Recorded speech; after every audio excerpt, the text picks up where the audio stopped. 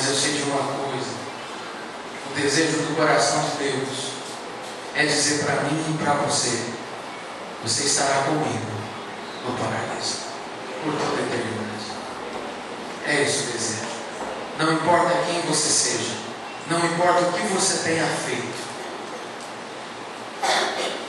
não importa absolutamente nada nesse momento. Importa que Deus te ama.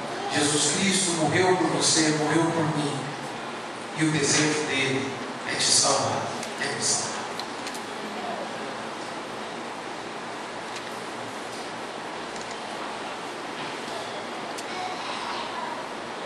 Eu gostaria que você fechasse os seus olhos, curvasse a sua cabeça, colocasse a sua vida diante de Deus.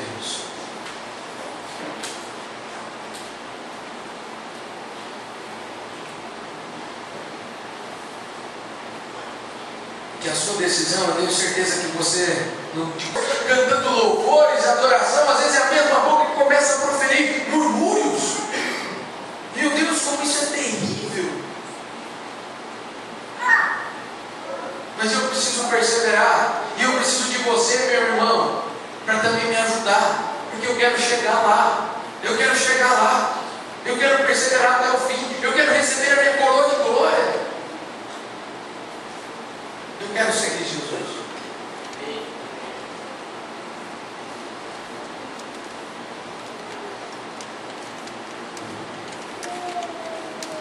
Qual dos malfeitores nós somos? Talvez hoje você seja aquele que está crendo no coração, mas enquanto a tribulação bater a porta da tua casa,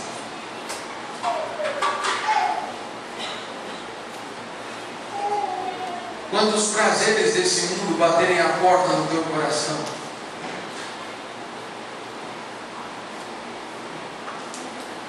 o que nós vamos escolher?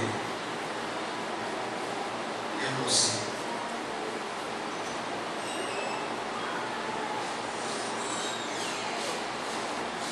Mas eu sei de uma coisa: o desejo do coração de Deus é dizer para mim e para você: você estará comigo no paraíso por toda a eternidade. É esse o desejo. Não importa quem você seja, não importa o que você tenha feito, não importa absolutamente nada nesse momento. Importa que Deus te ama. Jesus Cristo morreu por você, morreu por mim, e o desejo dele é te salvar, é me salvar.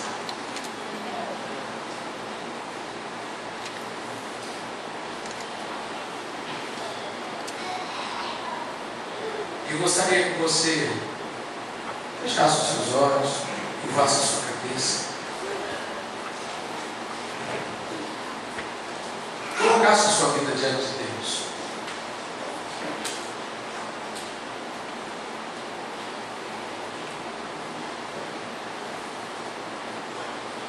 Que a sua decisão, eu tenho certeza que você não.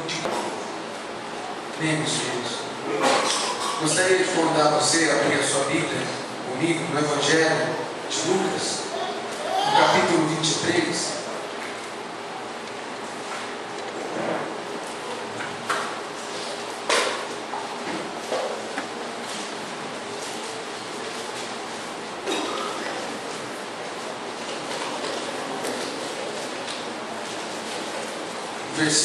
Começando no versículo 39.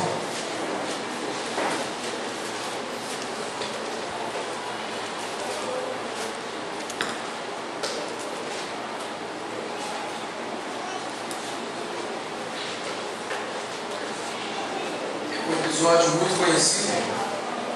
Você conhece esse episódio? Provavelmente você já ouviu várias pregações sobre esse episódio. Provavelmente você já leu várias vezes esse episódio. Provavelmente você tenha visto até em filmes esse episódio. Mas vamos lá. Lucas 23, 39. Um dos malfeitores crucificados blasfemava contra ele, dizendo: não és tu o Cristo? Salva-te a ti mesmo e a nós também. Respondendo-lhe, porém, o outro repreendeu, dizendo: nem ao menos temes a Deus, estando sob igual sentença? Nós, na verdade, com justiça, porque recebemos o castigo que os nossos atos merecem, mas este nenhum mal fez. E acrescentou: Jesus, lembra-te de mim quando vieres no teu reino. Jesus lhe respondeu: em verdade te digo que hoje estarás comigo no paraíso. Amém? É uma das passagens que talvez mais afetam a nossa religiosidade, com certeza, porque a gente imaginar que um malfeitor, um ladrão, estando ali ao lado de Jesus, alguém que levou uma vida totalmente desregrada, alguém que era um réu confesso, porque ele declara que eles, os dois malfeitores, estavam ali por justiça, os atos deles mereciam aquela sentença. E, gente, não era qualquer malfeitor, não era qualquer pessoa que recebia a sentença de morte de cruz no reino, durante o Império Romano. Eram os piores que recebiam a sentença de morte de cruz. Então não era qualquer Zé Mané ladrão de galinha que estava ali do lado de Jesus. Se fosse nos dias de hoje, poderia ser um Fernandinho Beiramar e o Osama Bin Laden. Gostaram dessa dupla? Boa, né? Pensou? Jesus, e de um lado o Fernandinho Beiramar e o outro o Osama Bin Laden. E é claro que eu e você olhamos para pessoas desse nível de maldade, de crueldade, e dentro do nosso coração nós não conseguimos conceber algum tipo de salvação para essas pessoas. Nós olhamos para algumas pessoas não tão ruins assim, e já às vezes dentro do nosso coração a gente fala: esse cara não tem jeito, não, esse daí pode esquecer.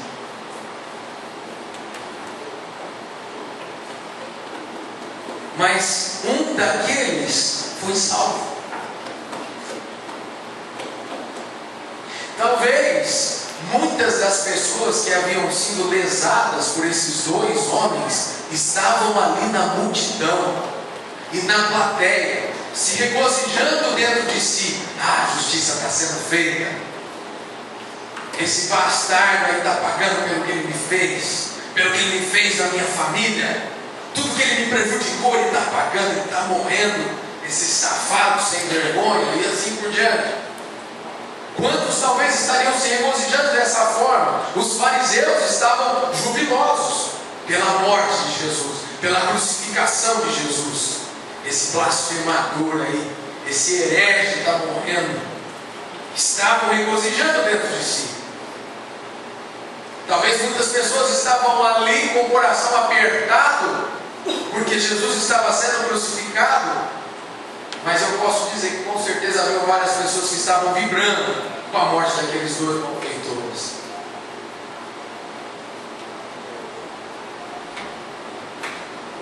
E um deles foi salvo.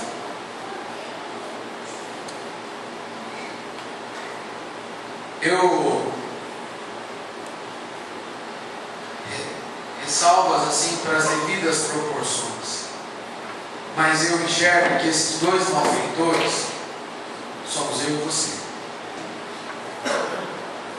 E o que determina o que vai acontecer conosco vai ser a nossa postura, a nossa decisão, a nossa atitude. A Bíblia declara que eu e você estávamos mortos nos nossos delitos e pecados. Havia uma sentença de morte. Na verdade, ainda há uma sentença de morte sobre as nossas vidas. Só que Jesus Cristo de Nazaré, Ele rasgou esse escrito de dívida que havia no seu nome e no meu nome. E através de Jesus nós temos a oportunidade de sermos salvos, de alcançarmos a nossa vida eterna. E olhando para esses dois homens, que tinham os dois cometidos grandes pecados e grandes crimes para a época. E sabendo que eles estavam ali com a mesma oportunidade nas mãos, os dois estavam ali diante da mesma situação. Eles estavam ali diante do mesmo Jesus. Jesus não se mostrou diferente para um do que para o outro. Jesus deve ter se revelado de uma forma diferente para aquele que agiu diferente. Não. Jesus estava ali, é o mesmo. Sabe por quê? Porque Ele permanece o mesmo, ontem, hoje e será para sempre. E esse Jesus que estava ali sendo crucificado é o mesmo que está aqui hoje, dando uma oportunidade para mim, dando uma oportunidade de você, para todos nós, de estarmos junto dele. É o mesmo, Ele não mudou. E o desejo dele é que nenhum de nós venhamos a nos perder. O desejo dele é que todos nós sejamos salvos. E você pode ter certeza que o desejo de Jesus é que os dois malfeitores também fossem salvos. Mas o desejo de Jesus não foi o suficiente. Cada um tinha diante de si o seu direito de escolha. Cada um tinha diante de si o seu direito de falar alguma coisa ou ficar calado. E o primeiro que falou, ele blasfemou. E aí eu quero trazer um pouco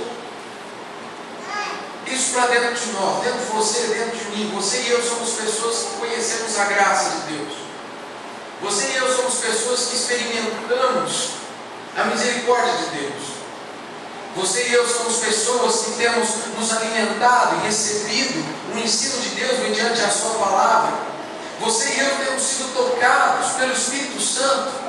Você e eu temos recebido revelações. Você e eu adoramos a um Deus que nós dizemos que conhecemos.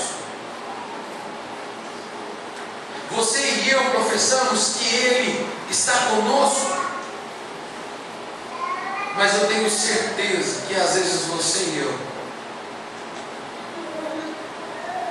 nos portamos como esse que duvidou daquilo que Deus de fato é e daquilo que Ele poderia fazer, ou até desafiando Deus. Deus, não é possível que o Senhor não vai fazer nada. Quantas vezes eu já disse isso? Não estou falando de você, não estou falando de mim. Quantas vezes eu olhei para Deus e falei assim: Deus, mas o Senhor não vai se mover mesmo. Igualzinho esse cidadão aqui, ó. Deus, eu sei que o Senhor tem poder para isso. Não é possível, o Senhor não vai fazer isso. O Senhor não vai me tirar dessa. O Senhor não vai entrar com provisão agora. O Senhor não vai estender a tua mão.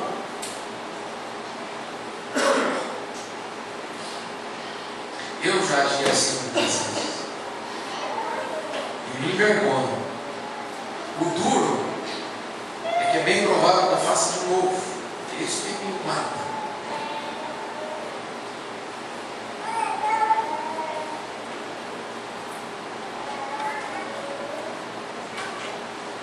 Em contrapartida, tinha uma outra pessoa ali do lado.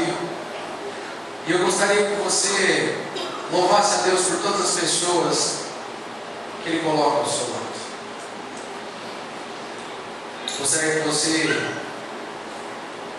dá uma, principalmente os que estão aqui, né, na frente, mas dá uma viradinha assim para trás, dá uma contemplada nas pessoas que aqui estão. Dá uma olhadinha. Sabe, eu quero que você entenda, eu quero que você louve a Deus, porque todos nós aqui somos cheios de falhas e cheios de limitações. E por isso que nós somos o corpo de Cristo. Por quê? Porque eu não sou completo em mim mesmo. E eu dependo de você. E você depende de mim. E nós dependemos uns dos outros. E esse aglomerado é que nos faz corpo. Esse aglomerado é que nos faz igreja. E as virtudes de um suprindo as dificuldades do outro. E assim por diante. E os talentos de um ajudando a aperfeiçoar a fraqueza do outro. E e assim por diante, de uma forma mútua. E que você louvasse a Deus pelas pessoas que às vezes parecem até importunas em alguns momentos. Esse cara tem que falar isso para mim? Ou essa irmã, né, tem que falar isso para mim agora? Porque esse cara estava falando uma burrada.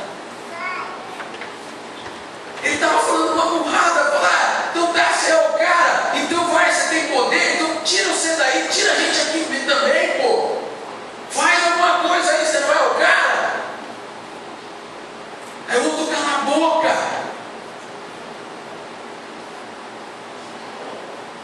Você não sabe o que você está falando. A gente está aqui porque a gente merece. Ele não tem defeito nenhum. Você não tem temor de Deus falar essas besteiras? Não, mas é verdade. Mas é isso. Então eu dou glória a Deus. Dou glória a Deus por todos os irmãos e irmãs que podem às vezes liberar uma palavra e me ajudar a enxergar alguma coisa que eu não estava enxergando, ou para olhar para o lado onde eu não estava olhando.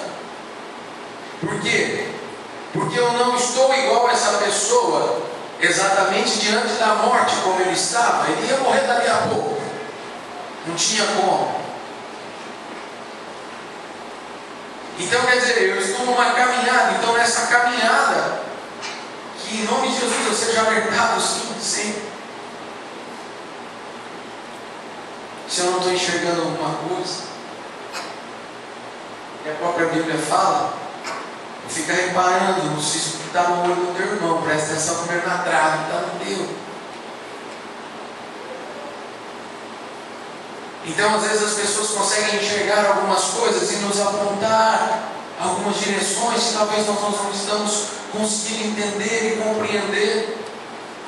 E um deles repreendeu, porque um deles conseguiu entender o que Jesus estava fazendo ali, o que Jesus representava, e falou para o outro: não fale isso, nós estamos aqui por merecimento, os nossos atos nos trouxeram até aqui. E eu digo para você, os nossos atos de pecado nos levaram à mesma condição, e nós precisamos daquilo que Jesus Cristo fez na cruz do Calvário para sermos salvos. Não importa se nós estamos aqui na igreja, não importa se você frequenta a célula, não importa, todas essas coisas, ou tudo que nós fazemos aqui precisa apontar para uma única pessoa, uma única forma de não sermos lançados fora. Tudo tem que apontar para Jesus. O culto precisa apontar para Jesus. A célula precisa apontar para Jesus. Os ministérios precisam apontar para Jesus. Ele é o caminho, Ele é a verdade, Ele é a vida. E ninguém vai ao Pai se não for por Ele. Não é uma denominação que garante para você alguma coisa. Não é um ministério que garante para mim alguma coisa. O que eu preciso é estar olhando para Jesus e caminhando em direção a Ele. Porque Ele tem as palavras de vida eterna. E eu sou um desses malfeitores, e você é um desses malfeitores. O que vai determinar o fim de cada um é a decisão, é a postura que cada um de nós vamos ter. Eles tiveram duas posições distintas ali na degola, aos 15 minutos do segundo tempo da prorrogação. Eles tomaram essa decisão. Você e eu talvez não estamos nesse instante, mas eu e você precisamos tomar as nossas decisões. Só que essa decisão que eles tomaram, se eles tivessem mais tempo de vida, será que eles permaneceriam nessa posição? Eu não sei. Mas talvez você já tomou uma posição. Só que essa posição precisa ser tomada a cada dia, a cada momento, a cada instante. Senão, assim como eu, talvez você haja como o outro malfeitor, colocando a fidelidade de Deus em xeque, colocando o poder de Deus em xeque, colocando o amor de Deus em xeque, colocando a graça de Deus, a misericórdia de Deus em xeque, a bondade de Deus em xeque.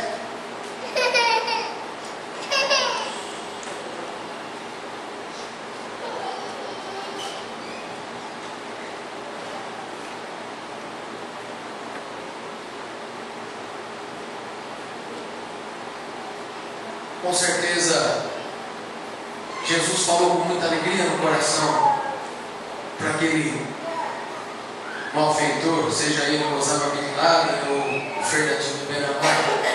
Foi com muita alegria que ele olhou para esse escória da sociedade, para esse assassino, ladrão, para essa pessoa que prejudicou tantas outras vidas, tantas outras famílias, que jogou ódio, destruição na vida de tantos. Jesus com certeza falou com alegria para esse homem: ainda hoje você estará comigo no paraíso.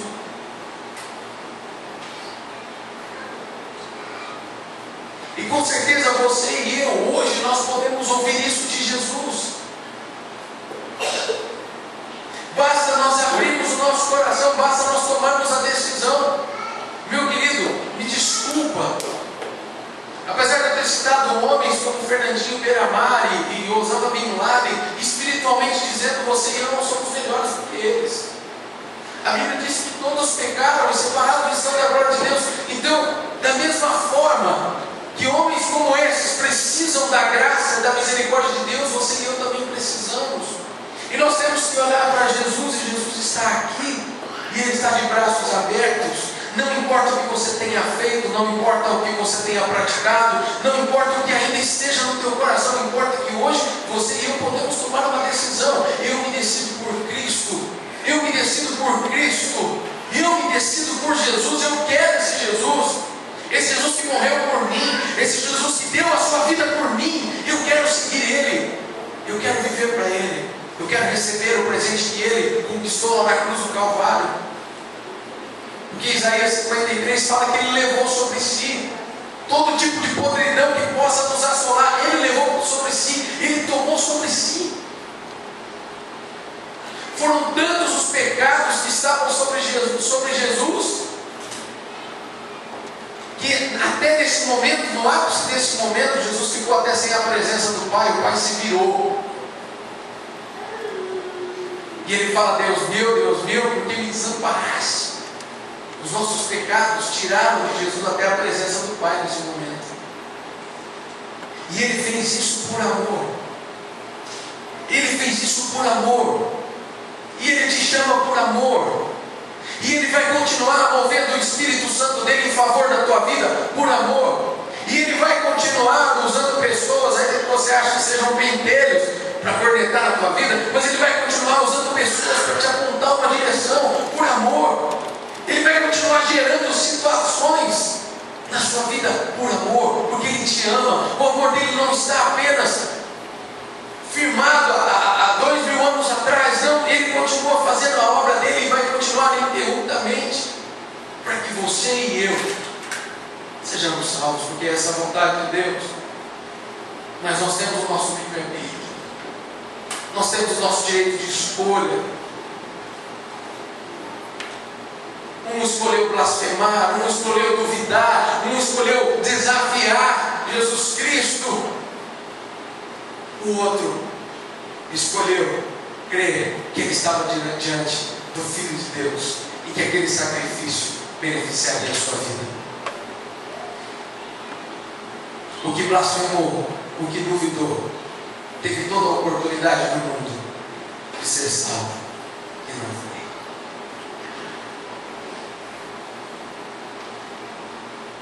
Esses dois homens, com certeza, eles tiveram várias oportunidades nas suas vidas de fazerem o bem, mas eles escolheram fazer o mal. E eles estavam ali pagando, porque escolheram uma vida inteira fazer o mal. Mas numa única oportunidade, olha como Deus ama todas as pessoas, né? Mesmo esses dois homens tendo escolhido fazer o mal a vida inteira, tiveram a oportunidade de serem salvos. E é nisso que eu acredito, que todos nós tivemos ou ainda teremos a oportunidade de sermos salvos.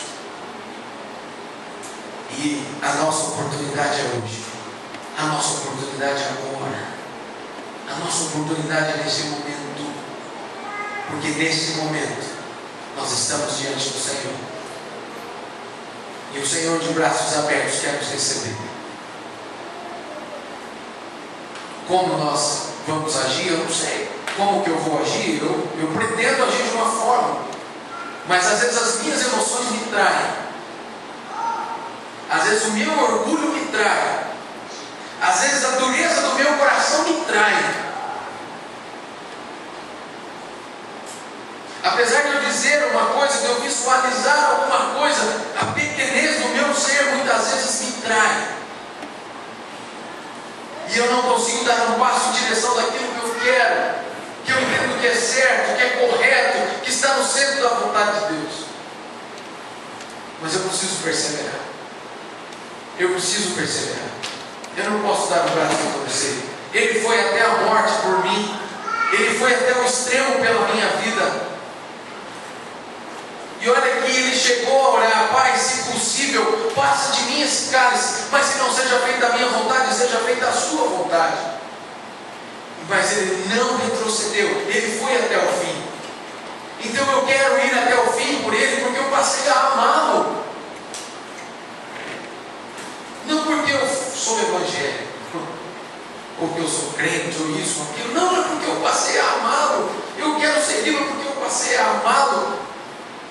Mas mesmo amando a Ele, eu tenho uma série de dificuldades. Às vezes o murmúrio enche a minha boca.